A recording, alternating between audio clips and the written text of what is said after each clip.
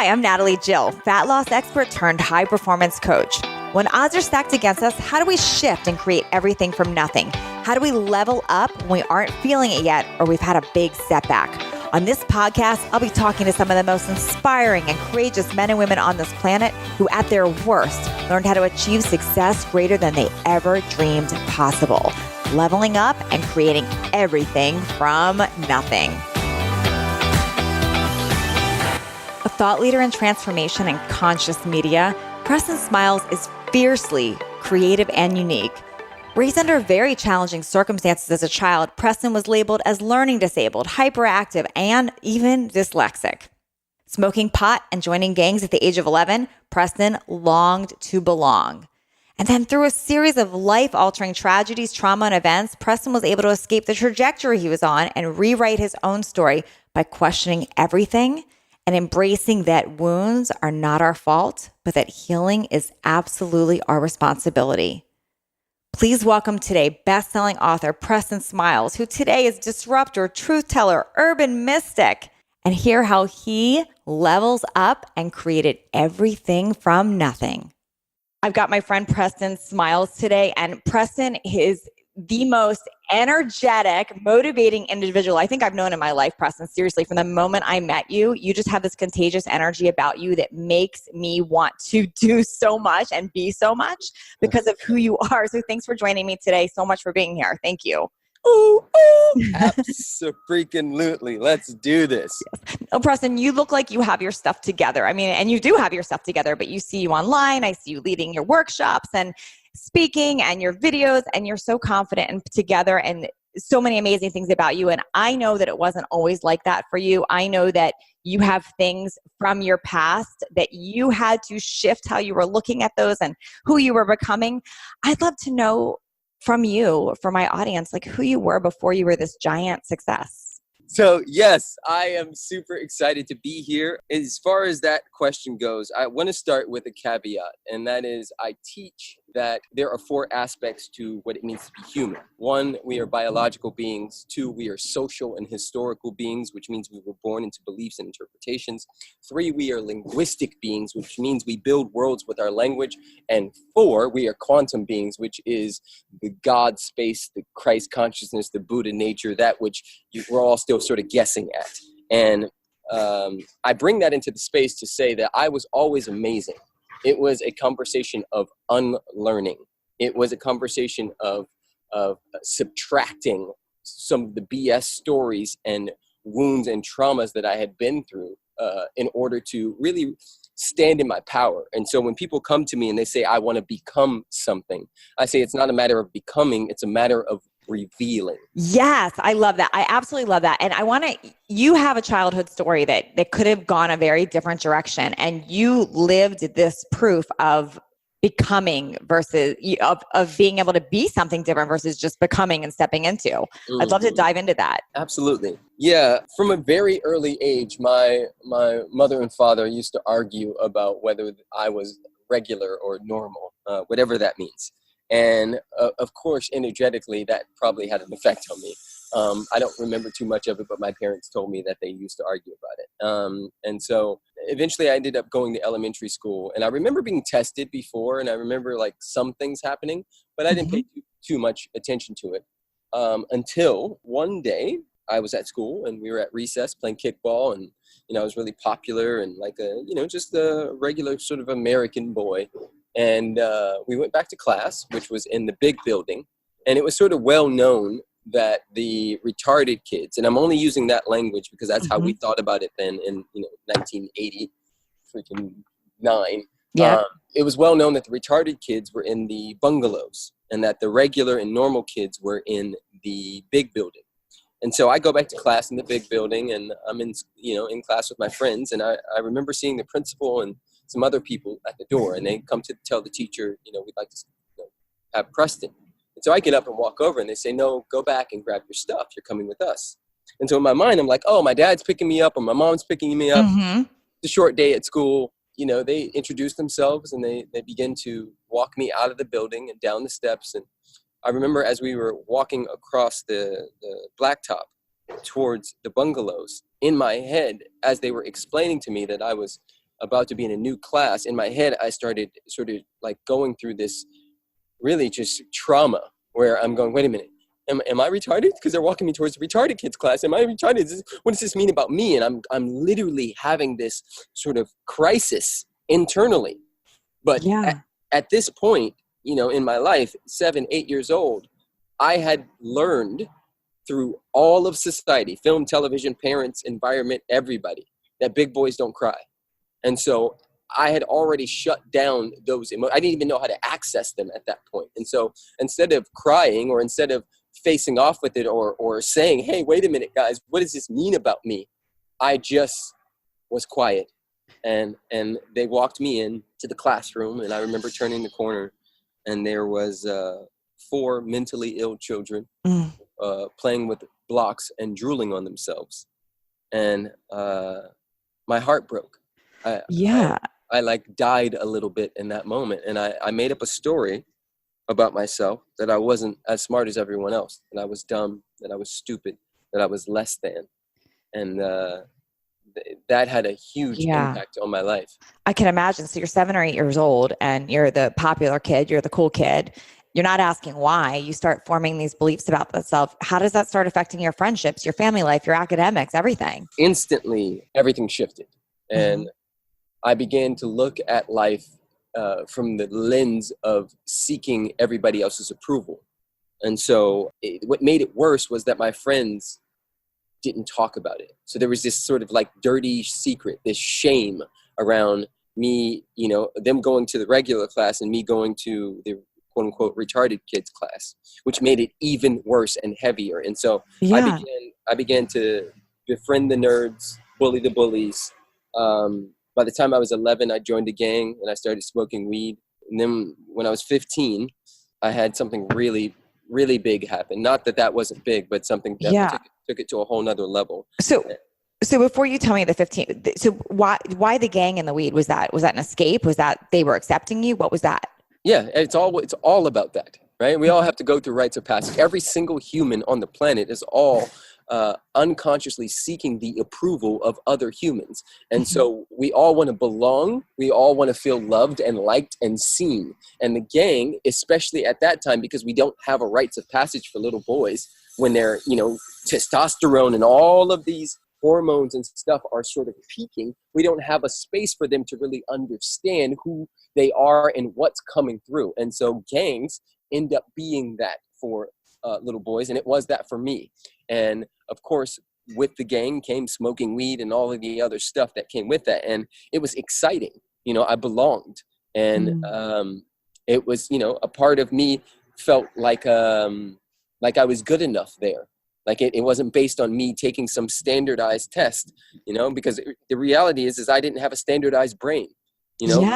Later in life, my mom and everybody explained to me that I tested as a genius on certain levels and as a toddler on others. And instead of the, LA Unified School District taking that and saying, well, this kid's a genius, let's take care of him. Let's have that help bring that out. Instead of doing that, they looked at the parts where I wasn't measuring up to the other kids and put me down. And so, of course that spiraled. And like I said, I was in a gang and I was, fighting and doing all kinds of stuff. And I want to share this little small story because it has a big impact on the rest of my life, even to this day. When I was 11, my dad caught me smoking. I thought I was going to get in trouble. I thought he was going to take my Nintendo. I thought he was going to whoop me because at that time, that's what was happening. They would take a belt and beat me. And instead of him doing any of that, he sat me down and he said, I want you for the next 24 hours to think about everybody who smokes weed. Think about the boys on the corner. Think about some of your uncles. Think about the people and ask yourself if you want their life. And I just want you to think about it. And he kind of just left me in the question. And so 24 hours goes by and I think about it. And, the answer was no. I didn't want their life. And so he said, listen, I have no problem with weed. It comes from, the earth. However, you're a leader and you're such a leader that if everybody else is going left, but something in you says you need to go right, you will do it. I know you were going to be a little boy. I know you're going to do, quote unquote bad stuff. However, you are a leader. And he just Wow. poured into me. And then he didn't punish me. He didn't do anything. Was that your first experience, Preston, of somebody like believing in you and speaking into your potential? Yes. In a moment like that, hell yes. That was the first time. Now, my mom and my dad at other times had told me I was amazing and beautiful and smart and all those things, but I didn't believe them. That was the first time I believed it. Well, because they said those things and you're here being put in this other class that you're thinking your parents obviously had something to do with. So it's Yeah. mixed signals. Yeah. Yeah, for sure. It was, I mean, you know, the 80s, 90s is a whole different ball game. And I don't fault them now. Of course not, because it's been, you know, Sure. pure magic. One of the reasons why I'm even able to articulate the way I am and speak on stages all over the world and lead thousands of people, you know, hundreds of thousands of people, is out of that wound of not being able to read like everybody else, because in fact, I am also dyslexic. Yeah. Out of that wound of not being able to read like everyone else, my brain and my another sort of skill was formulated, where I began to learn how to listen really well and speak what I was hearing. And so yes, that wound actually became a gift for me. Wow. And it's been a gift in my life. Like I think that, you know, we all are unique emanations of the Most High, whatever that means to you. Buddha, Allah, Jesus, Krishna, source energy, whatever that means to you. We are all unique emanations of the Most High. And it is our duty, in my opinion, to get out of our own way and give our gift. And our gifts are sometimes formulated out of the wounds that we experience in childhood and in later on in life. And you know, one of the quotes that I live by is, if you make room for your gifts will make room for you. Oh, I like that. Yeah, And that's great. that's been, you know, the story of my life, really. So you mentioned something happened at age 15. What happened? Yeah, some friends and I used to do these things called runouts, where we would go to a liquor store. I was 15, my friends were 16 and 17. And we would hop in my friend Rudy's blue Chevy Astro van, and we would drive to liquor stores and pretend like we were 21 and grab the alcohol, walk up to the counter, and then run out as fast as we possibly could. So without paying, or Yeah. you would, but you'd go up to the counter. So what was what was going on there? So you're going to act like you're going to pay and then you just took off? Exactly. That's the whole point. Because if you just run from grabbing the liquor, then they can shoot you or hit you or close the doors. But if you pretend like you're going to pay, where you pay is usually right next to the door, 9 out of 10. Okay. So it was like an acting job, and exciting and scary. And then we got alcohol out of it and all of that stuff. And so we used to do that pretty much like 3 times a week. Like without consequences. Nobody would catch you. Nobody would chase you. They would chase us. They would throw things at us, but we never got caught. And so, you know, you're 15, 16. Once again, little boys without direction will always, you know, default to things like that. And Sure. One particular night, my buddy Scott called me and said, "Yo, we're going out. We're going to kick it." And it was the night before that I was in that van. And the night before that, and the night before that, and the night before that. But this was the first time I understood intuition, and something said, "Don't go." And you know what flashed in my head? What?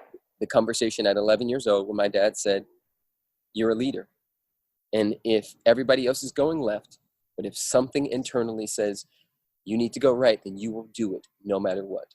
Oh, I just got chills. I mean, that is so powerful what your dad said, and then that it's coming back to you in that time. Yep. And so my buddy's like, "Yo, you coming out?" I'm like, "No, I'm gonna chill." And he's like, "What? You gonna be a bitch?" I'm like, "Yeah, I'm gonna be a bitch tonight, my man. Well, we'll get up tomorrow." It's like, "All right." Hung up the phone. This is my best friend. Literally with him the day before and the day before and the day before. And so we hung up the phone, and within 1 hour, every single person in that blue Astro van was shot.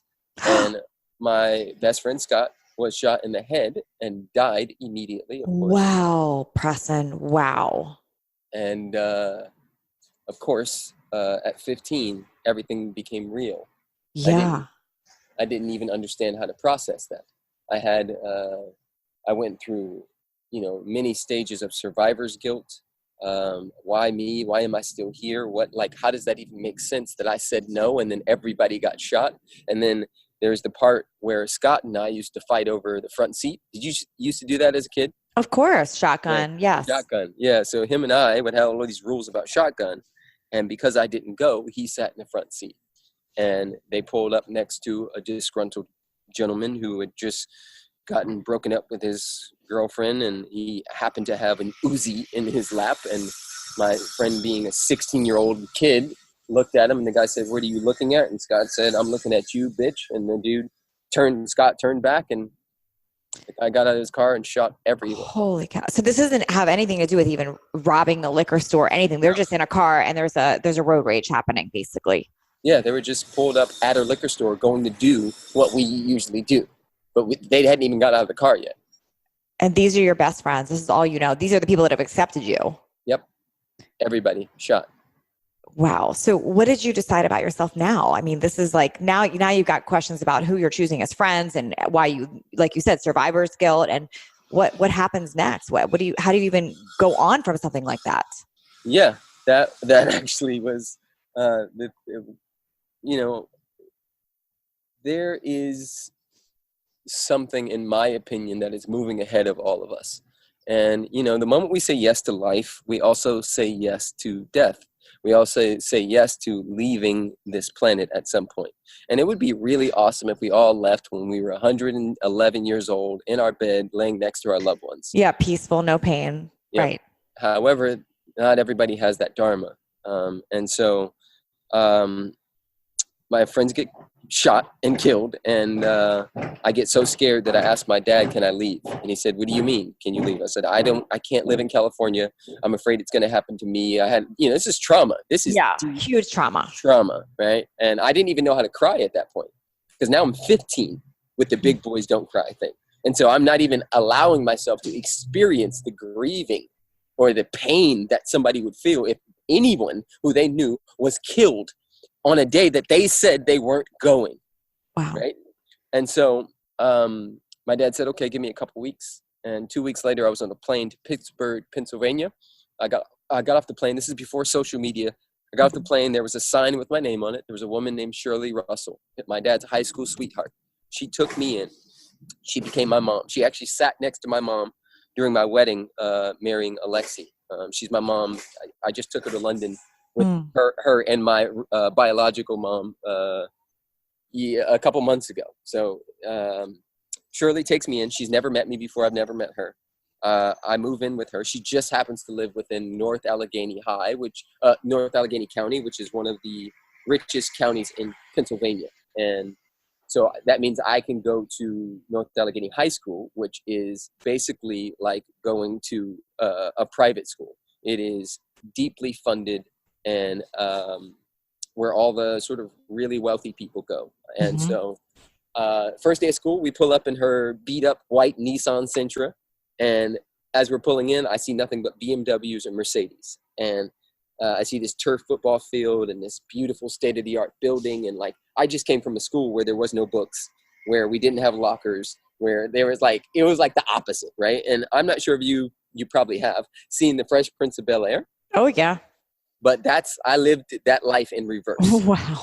So he came from Philadelphia, West Philadelphia, born and raised, to California. And I left California and went to Pennsylvania, which is also Philadelphia is within Pennsylvania. And so I pull up and I'm walking through the hallway, and I notice that everybody in class are looking out of the little window that's in the door, and they're sort of yelling and "Oh my God, look," and everybody's going, look. And I'm walking through the hallway going to check in the office. And so I'm noticing that everybody's staring at me. I'm like, okay, what is going on here? So I get in the office, and she says, "Oh, you're going to be in this class, da da da da," and then she's like, "Do you have any questions for me?"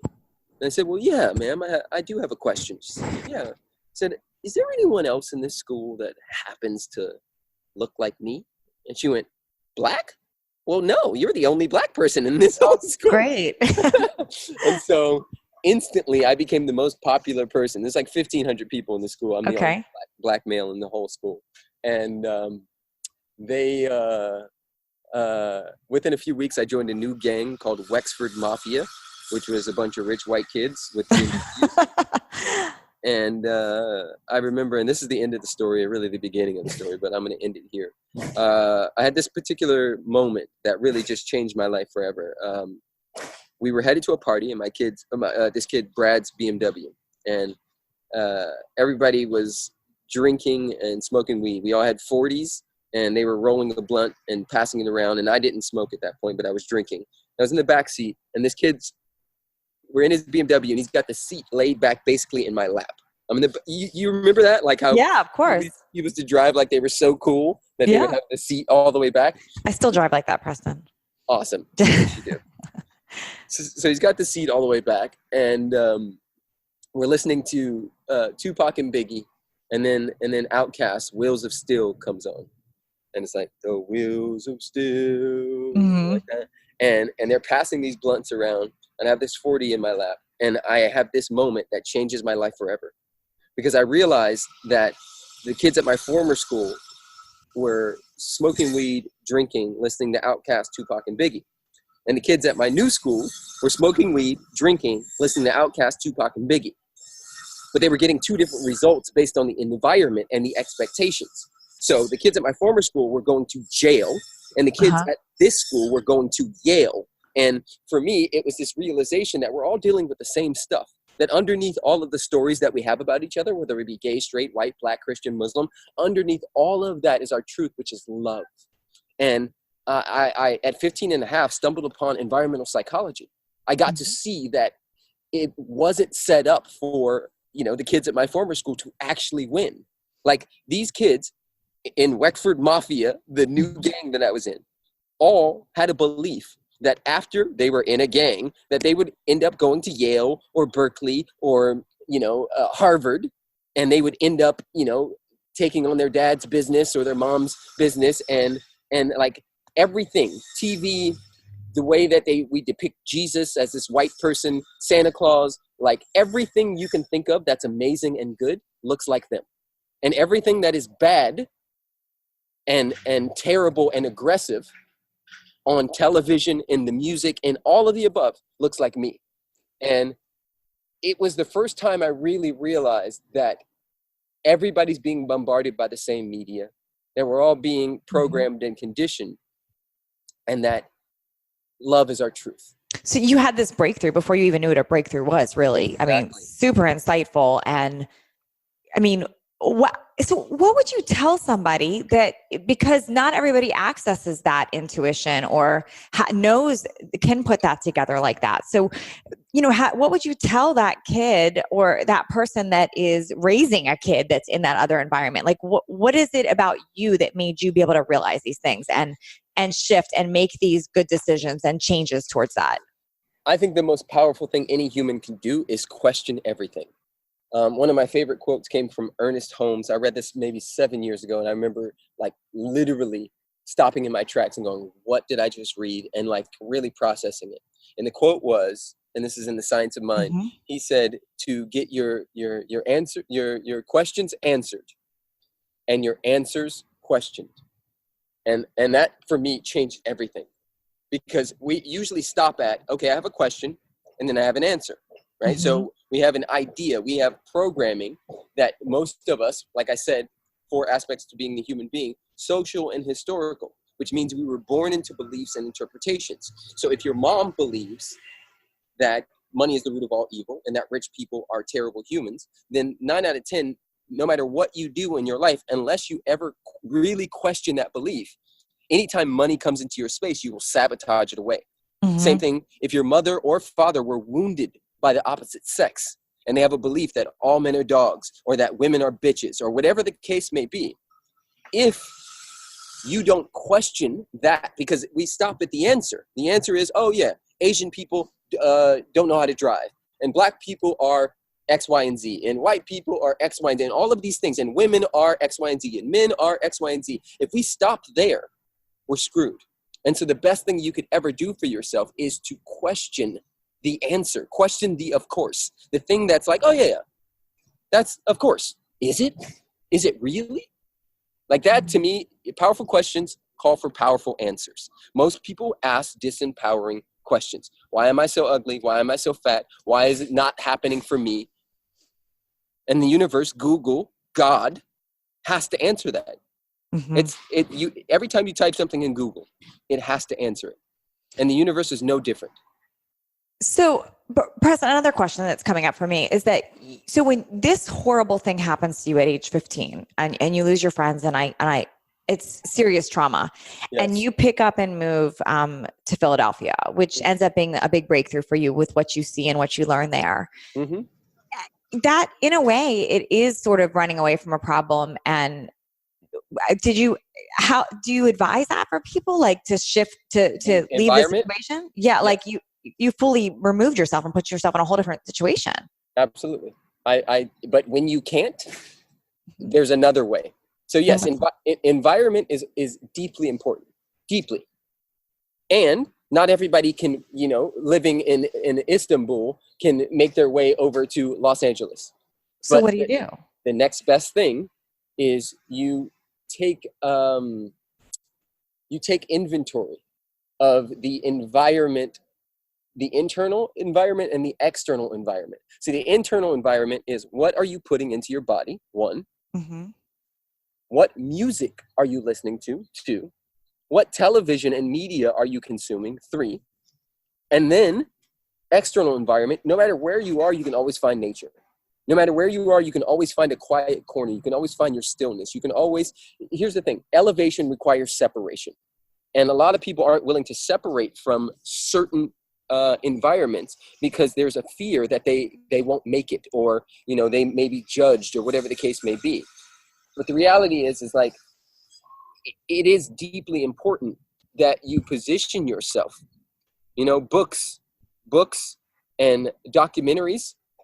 If you can listen to this podcast, then you can also listen to books and documentaries. You can also position yourself to create another environment around yourself, even if you can't physically leave. Now, I was fortunate enough to be able to physically leave.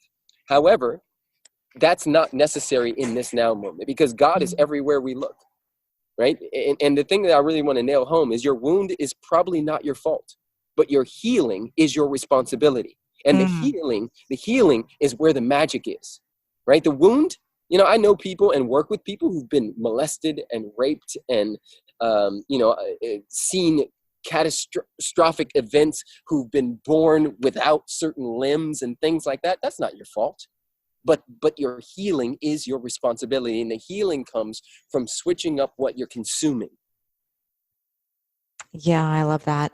So is there a place for talking about trauma and tragedy too? Like, did you, like somebody would say, you need to talk to a therapist, you need to heal that. Where was that? Did you keep that inside? Did you journal about it? Did you talk to somebody about it? How did you heal past that other than changing your environment? Yeah.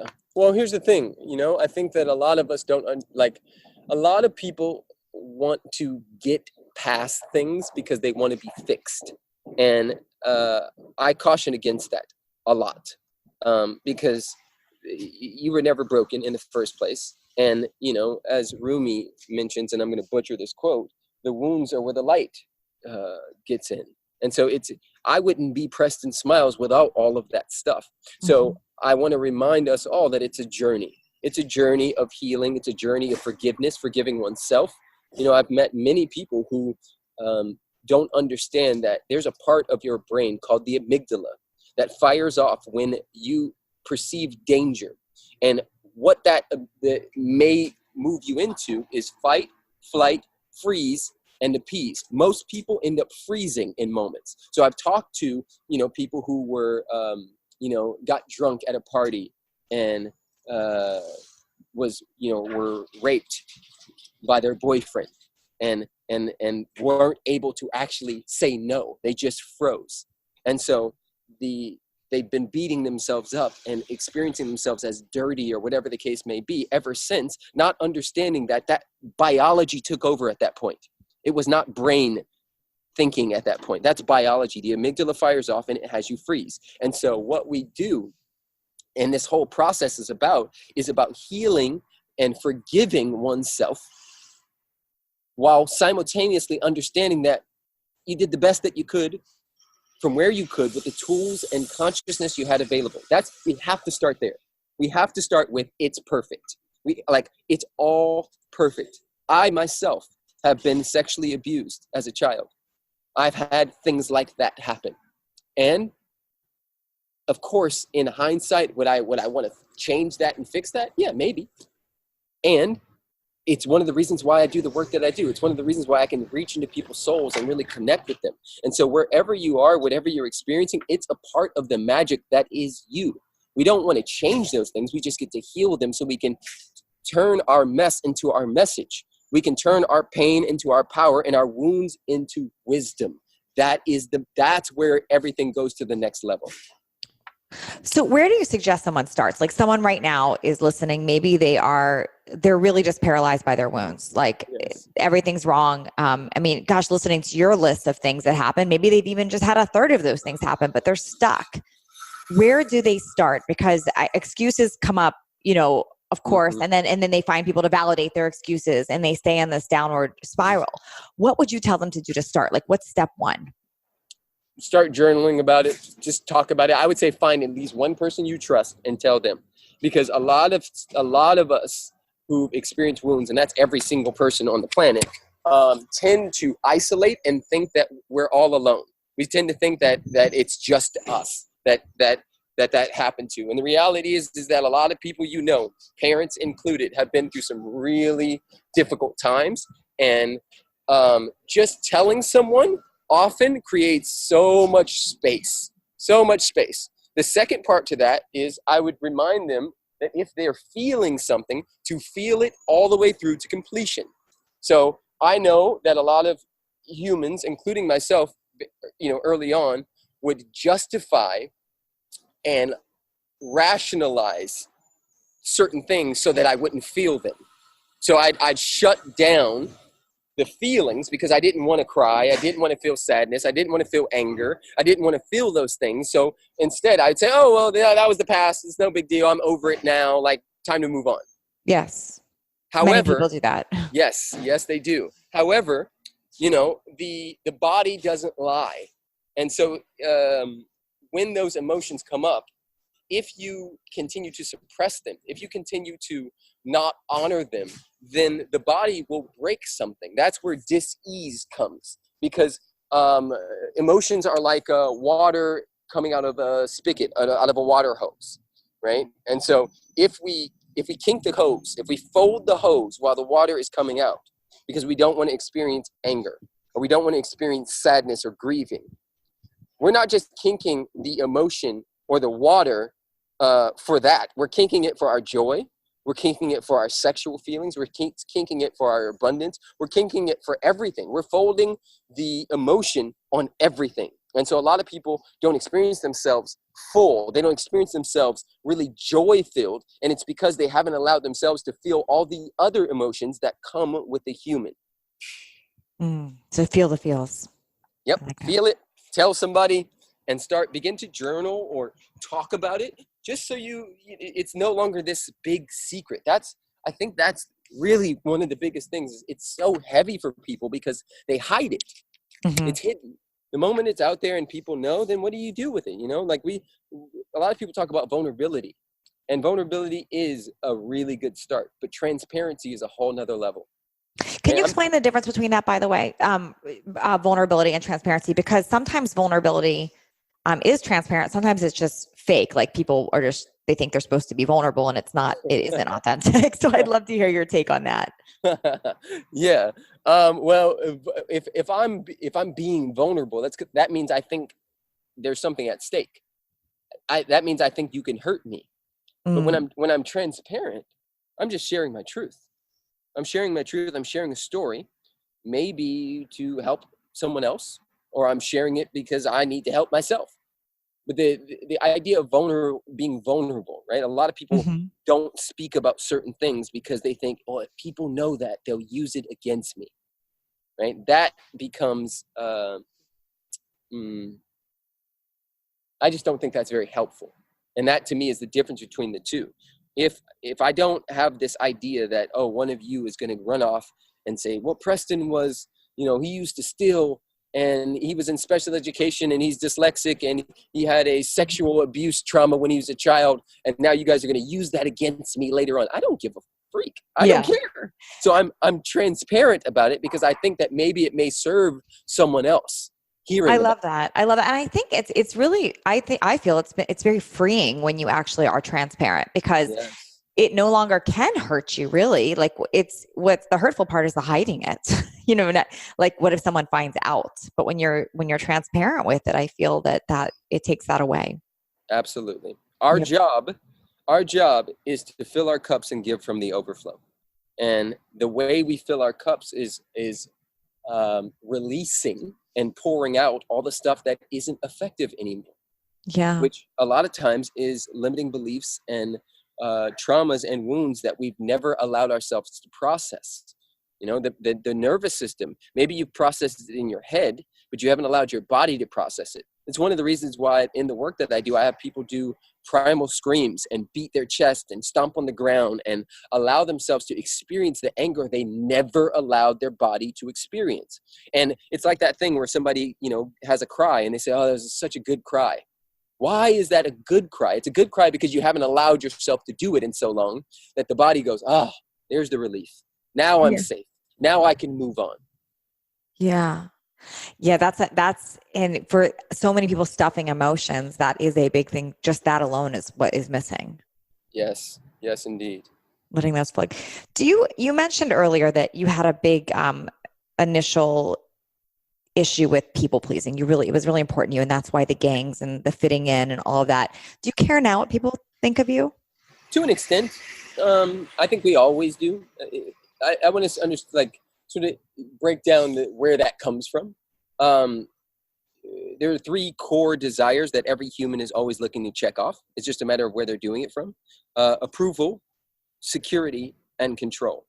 So survival, security, is our base desire. This is a want that we're always looking to check off, whether it's the chair you sat in, is it secure? Whether it's, financial security, relational security, these are all different forms of it in this day and age. However, our ancestors in Africa, this is where it comes from. This is hardwired into the brain, hardwired into the human. Because if I am with or in a cave or with other people, then my chances of survival go up tenfold, and I am safe. Now, if I'm in that pack or tribe of people and somebody in the pack or tribe does not approve of me and they kick me out, now I'm out there, and a saber-toothed tiger, when it does show up, it only has to run after one person, that is me.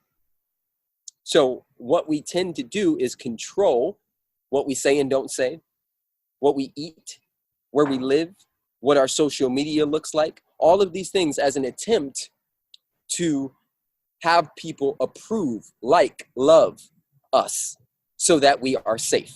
Do you see the Yeah, absolutely. And so the difference between those who live extraordinary lives and those who live ordinary lives of quiet desperation, those who are slaves to those things, are where they're sourcing it from.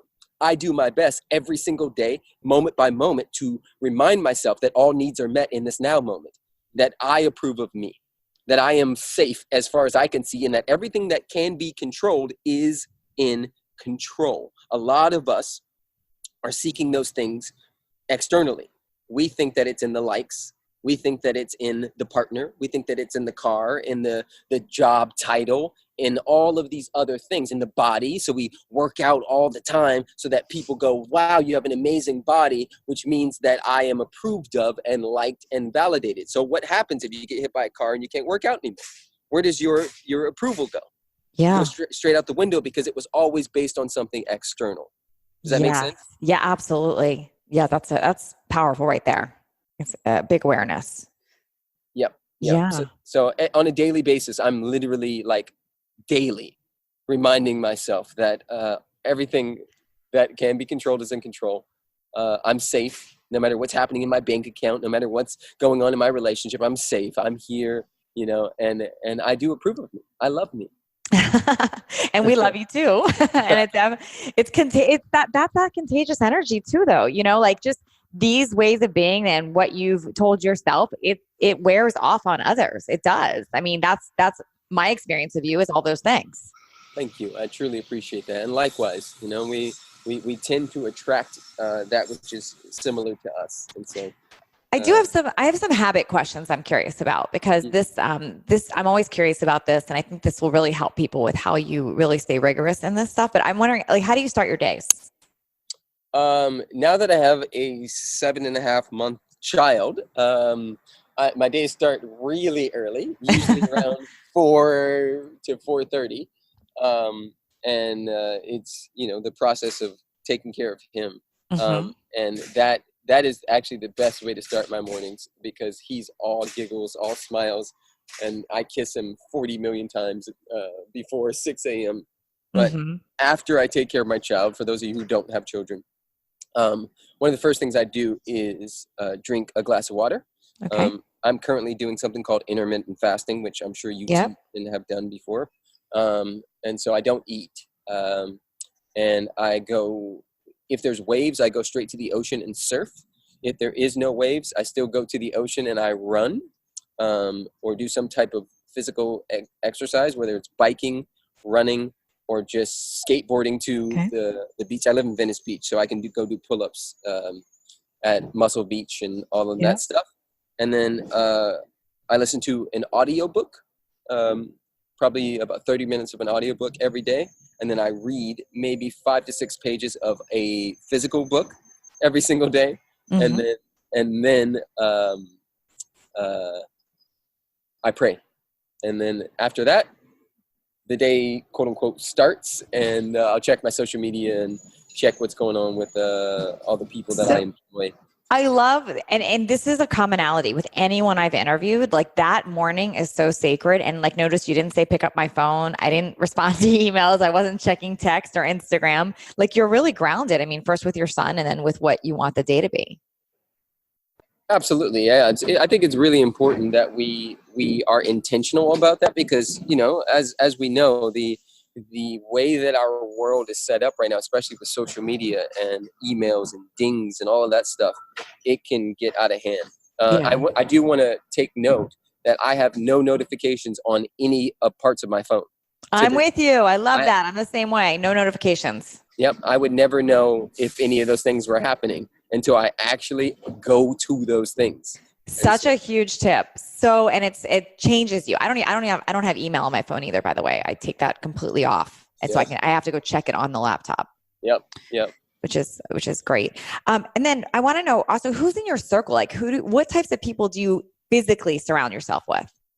Yeah. You know, it's one of those things where, of course, I'm in a particular world and industry where it's based on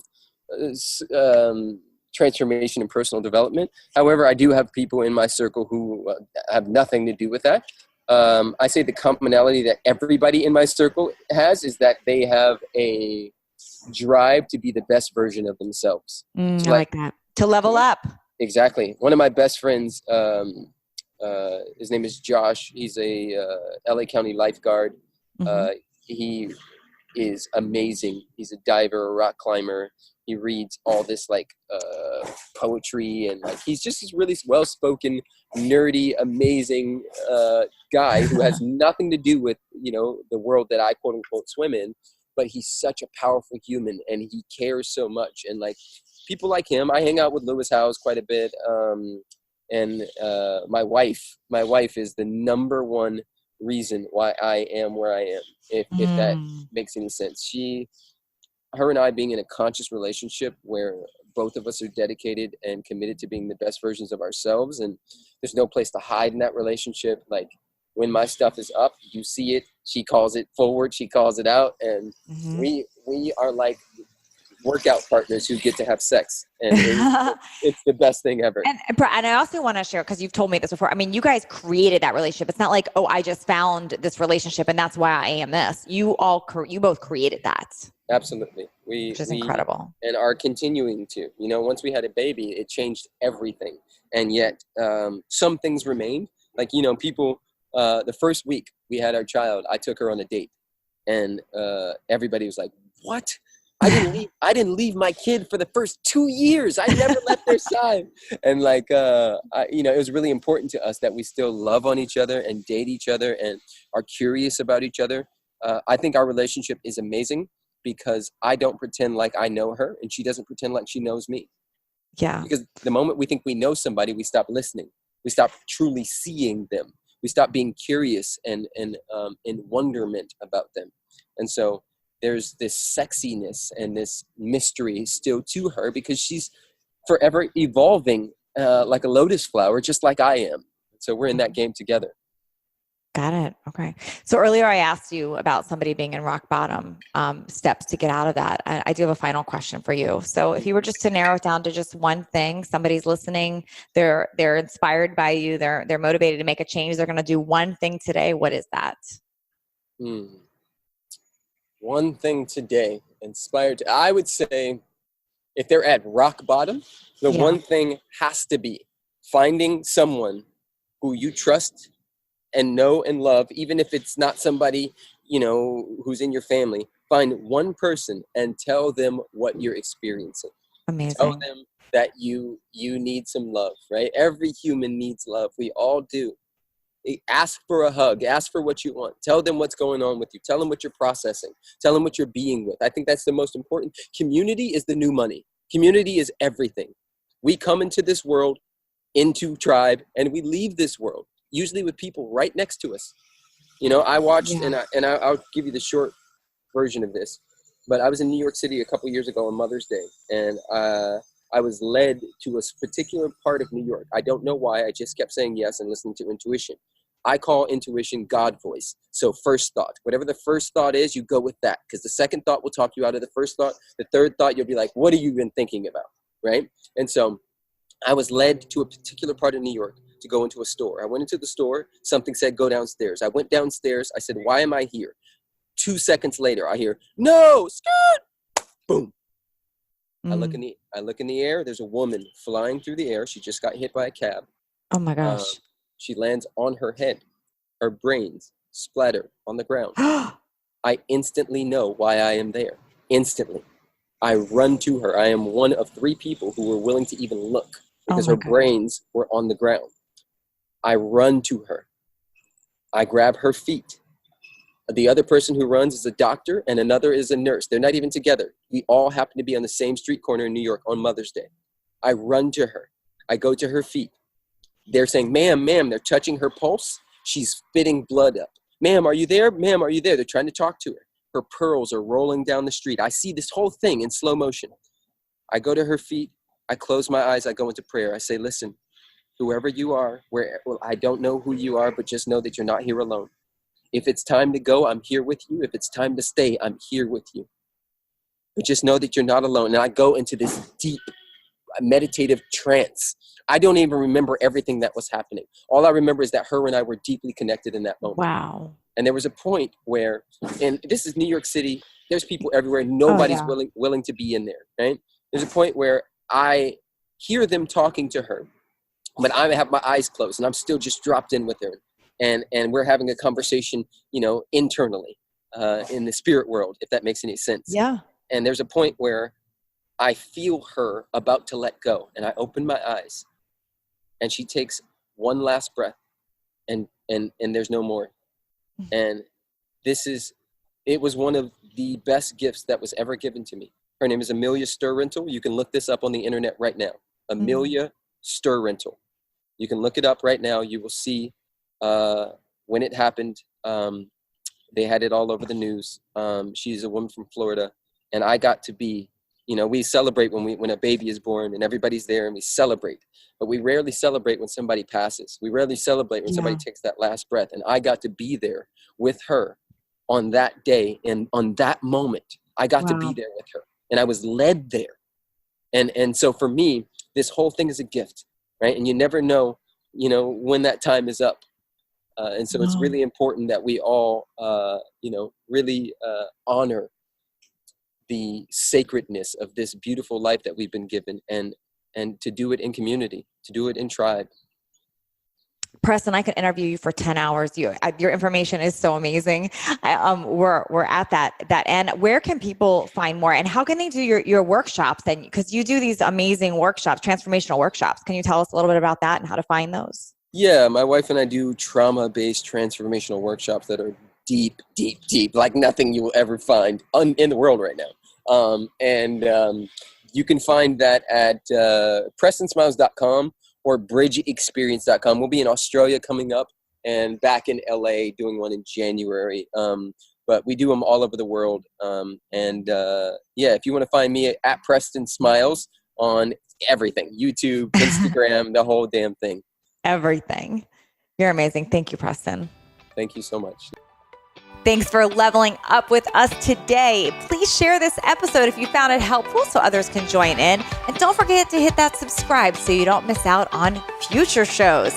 And if you would leave me a 5-star review, I appreciate those so much. I read all of them, and it's how I know that I'm giving you information that you find valuable. And come interact with me over on Instagram at NatalieJillFit. I read all the direct messages and comments over there. Make it a great day, creating everything from nothing.